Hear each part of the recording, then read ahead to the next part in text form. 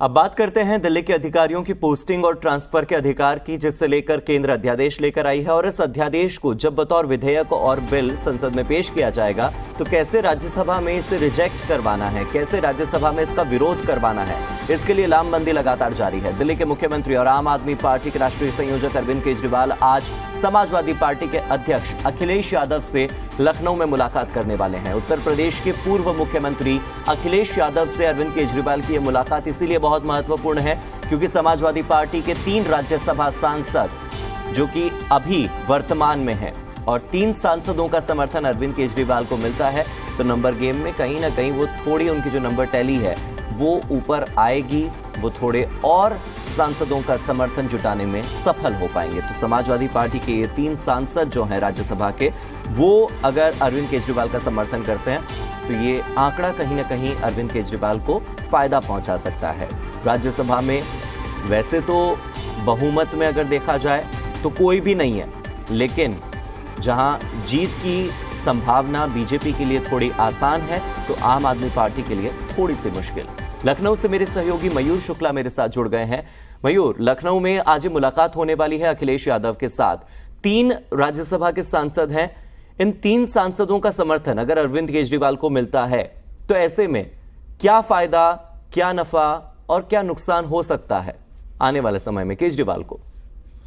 देखिए, अगर हम गणित को समझें तो भारतीय जनता पार्टी के जितने विपक्षी दल हैं उनका अगर राज्यसभा सदस्यों की बात करें तो वो संख्या 133 है। वही भारतीय जनता पार्टी और उनके सहयोगी दल की अगर सदस्यों की हम संख्या की बात करें तो वो 105 है। तो विपक्षी दल के जो सदस्य हैं वो ज़्यादा हैं राज्यसभा में। ऐसे में अरविंद केजरीवाल इस कवायद में लगे हैं कि उन सभी विपक्षी दलों को मनाया जाए, उनसे समर्थन प्राप्त किया जाए और अधिकारियों के ट्रांसफर पोस्टिंग को लेकर जो केंद्र सरकार अपना अध्यादेश बिल लाना चाहती है वो राज्यसभा में पारित ना हो सके। इसी कवायद में अरविंद केजरीवाल लगे हुए हैं और आज वो राजधानी लखनऊ पहुंचेंगे, सपा सुप्रीमो अखिलेश यादव से मुलाकात करेंगे क्योंकि राज्यसभा में उनके जो है 3 सदस्य हैं, लोकसभा में भी उनके 3 सदस्य हैं। तो ऐसे में क्योंकि अखिलेश यादव ने पहले भी इस पर असहमति जो बिल केंद्र सरकार लाना चाहती है वो जता चुके हैं, तो ऐसे में अखिलेश यादव को वो साथ लेने के लिए आज यहाँ पे पहुंचेंगे। लगभग 2:30 बजे वो लखनऊ के एयरपोर्ट पहुंचेंगे और आधा घंटे का समय जो एयरपोर्ट से सपा मुख्यालय आने में लगेगा। 3 बजे से 4 बजे तक 1 घंटा तक लगातार जो है उनकी मुलाकात भी होगी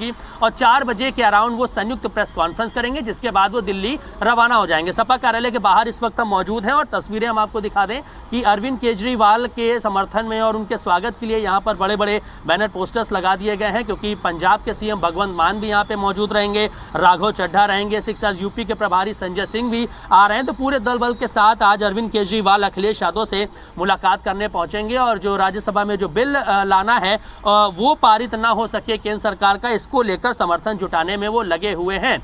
तो अगर ये 3 सदस्य हैं समाजवादी पार्टी के समर्थन नो डाउट लगभग उनको मिलता हुआ दिख रहा है और इसमें कोई दो राय नहीं है कि जो 2 बड़े नेता, 2 बड़ी पार्टियों के नेता एक साथ बैठेंगे तो लोकसभा चुनाव को लेकर भी चर्चा जरूर होगी क्योंकि अखिलेश यादव भाजपा के जितने भी विपक्षी दल हैं देश भर में क्षेत्रीय जो पार्टियां हैं उनके साथ बैठक कर रहे हैं, मुलाकात कर रहे हैं, उनसे समर्थन मांग रहे हैं कि एक मोर्चा तैयार किया जाए और 2024 लोकसभा चुनाव में भारतीय जनता पार्टी को पटकन ही दी जाए। तो इसमें कोई दो राय नहीं है कि ये समर्थन प्राप्त करने के बाद कहीं ना कहीं इन बातों पर भी जो चर्चा है वो जरूर हो सकती है। हालांकि पूरी तैयारियां समाजवादी पार्टी कार्यालय में कर ली गई है। लगभग 3 बजे के अराउंड यहां पर अरविंद केजरीवाल अपने दलबल के साथ पहुंचेंगे, समर्थन उनसे प्राप्त करेंगे। उसके बाद जब वो प्रेस कॉन्फ्रेंस करेंगे तब ये जानकारी हो पाएगी कि कौन कौन से और मुद्दों पर उन्होंने उनसे बात की है, मुलाकात की और क्या अखिलेश यादव उनको समर्थन देने जा रहे हैं। तो 133 संख्या विपक्षी नेताओं की है सदस्यों की राज्यसभा में और उन सबको अगर एक साथ जुटा लेते हैं अरविंद केजरीवाल तो ये अध्यादेश पारित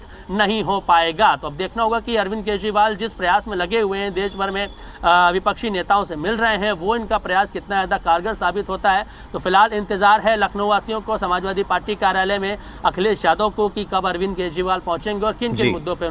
इसके अलावा मयूर, आप जिस नंबर गेम का जिक्र कर रहे हैं, आप विपक्ष के सभी जितने नंबर हैं उन्हें एक साथ काउंट कर रहे हैं, लेकिन अगर आप ये देखें कि 93 राज्यसभा सांसदों वाली पार्टी भारतीय जनता पार्टी सबसे बड़ी पार्टी है और बीजेपी के लिए नॉमिनेटेड मेंबर्स को अपने फेवर में लाना बहुत ज़्यादा मुश्किल नहीं है। किसी एक पार्टी को, जिसमें नवीन पटनायक की पार्टी भी शामिल हो सकती है, जिसमें वाईएसआर कांग्रेस भी शामिल हो सकती है, किसी एक पार्टी को भी अगर कन्विंस कर लिया जाता है तो बीजेपी की जीत यहाँ पर एकदम क्लियर है। 120 का आंकड़ा छूना कोई बहुत मुश्किल काम नहीं होगा बीजेपी के लिए।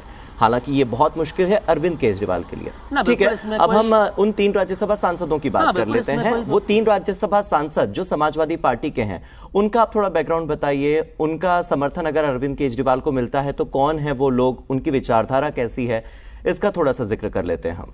उत्तर प्रदेश के वो 3 सांसद। बिल्कुल देखिए,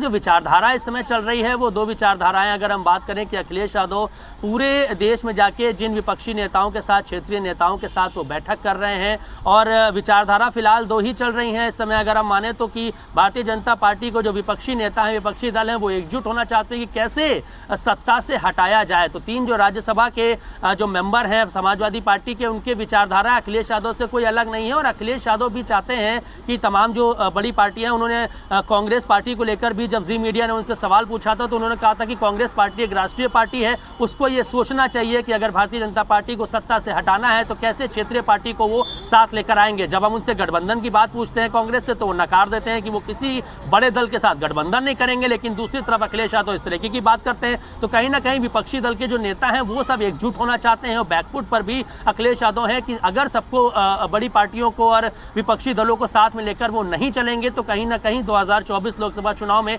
एक बार फिर से भारतीय जनता पार्टी जो है वो फतेह हासिल करेगी। तो विचारधारा की अगर हम बात करें तो कोई ऐसी विचारधारा उनके जो उनके सदस्य हैं या उनके पार्टी के जो नेता कार्यकर्ता हैं, अब दो धड़ में जो पूरे देश की पॉलिटिक्स है वो बटी हुई नजर आई है। वैसे भी अरविंद केजरीवाल इस अध्यादेश के खिलाफ होने वाली वोटिंग को 2024 का सेमीफाइनल घोषित कर चुके हैं। और अगर इस सेमीफाइनल में समाजवादी पार्टी अरविंद केजरीवाल के साथ, आम आदमी पार्टी के साथ और विपक्षी एकता के साथ खड़ी होती है तो निश्चित तौर पर आने वाले भविष्य में विपक्षी एकता का एक उदाहरण हमें अभी कुछ महीनों के बाद ही इस बिल के खिलाफ वोटिंग में देखने को मिल सकता है।